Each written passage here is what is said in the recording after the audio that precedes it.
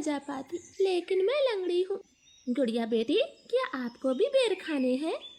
हाँ मम्मा, मेरा दिल तो बहुत है, मगर मैं लंगड़ी हूँ। मेरी बेटी लंगड़ी है तो क्या हुआ, उसकी माँ तो स्वस्थ है। चलो आज मैं आपको बेरी के पेड़ पर ले जाती हूँ। आप भी जग्गू कुक्कू की तरह डाल पर बैठकर खूब बेर खाना। अब जल्दी चलो।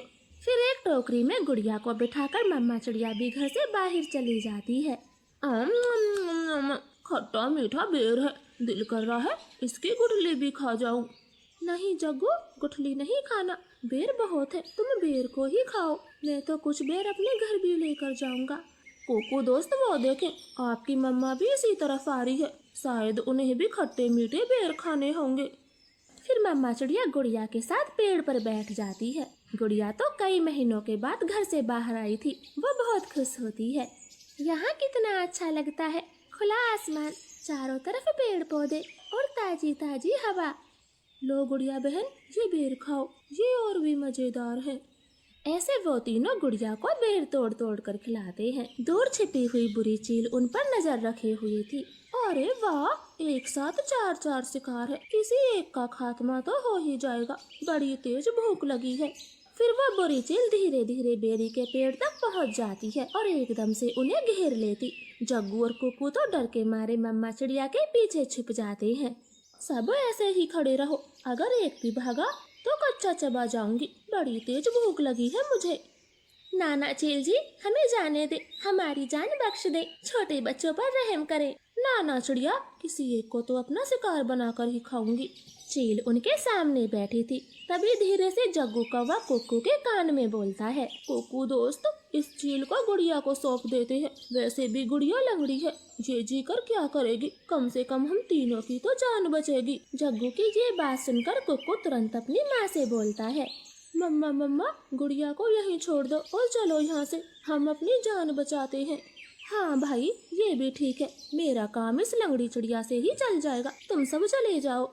चील ने इतना कहा ही था कि तभी रानो चिड़िया जोर से चील को धक्का मारती है और पेड़ से नीचे गिरा देती।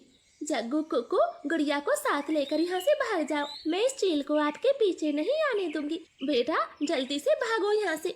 इतना कहकर रानो चील पर हमला कर देती है और जग्गू और कुक्कू टोकरी लेकर वहाँ से भाग जाते हैं। चिड़िया और चील में काफी देर तक लड़ाई होती है और आखिर में चील रानो को जान से मार देती है। मरगी, छोटी चिड़िया मरगी, मुझसे लड़ने चली थी, अब तेरा मांस में मजे से खाऊंगी। कुक्कू भाई, मम्मा अभी तक घर नहीं आई।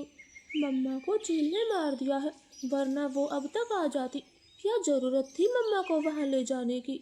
भाई, अगर हम वहाँ न होते तो वो बुरी चील आपको खा जाती, आप ऐसा क्यों बोलते हो? नहीं, हम चील के हाथ कभी ना आते, वो तो तुम साथ में थी, इसलिए मम्मा ने चील से लड़ाई करने की सोची। तुम लंगड़ी थी ना, माँ को तेरी वजह से मरना पड़ा, अब तू ही माँ की हत्यारन है, समझी? ऐसे कुक्कू तो गुड़िया को ही दोषी ठहराता है। अब गुड़िया का ध्यान रखने वाला कोई नहीं था। कुक्कू सारे सारे दिन बाहर घूमता फिरता, वो लंगड़ी बहन का बिल्कुल भी ख्याल नहीं रखता, चाहे वो भूखी हो या फिर प्यासी हो। भाई, सुबह से रात हो गई है, आप मेरे लिए कुछ खाने को नहीं लाए? जंगल में भोजन की कमी हो गई है, अपना पेट भरना ही बड़ा मुश्किल है, ऐसे में तेरे लिए दाना कहाँ से लाता? ऐसा बोलकर कुक्कू तो सो जाता है। गुड़िया को पूरी रात नींद नहीं आती, क्योंकि वो तो कई दिनों से भूखी थी। मम्मा मम्मा, अगर आज आप जिंदा होती तो मेरा कितना ख्याल रखती, अब तो मुझे भी भूखा सोना पड़ता है, मैं क्या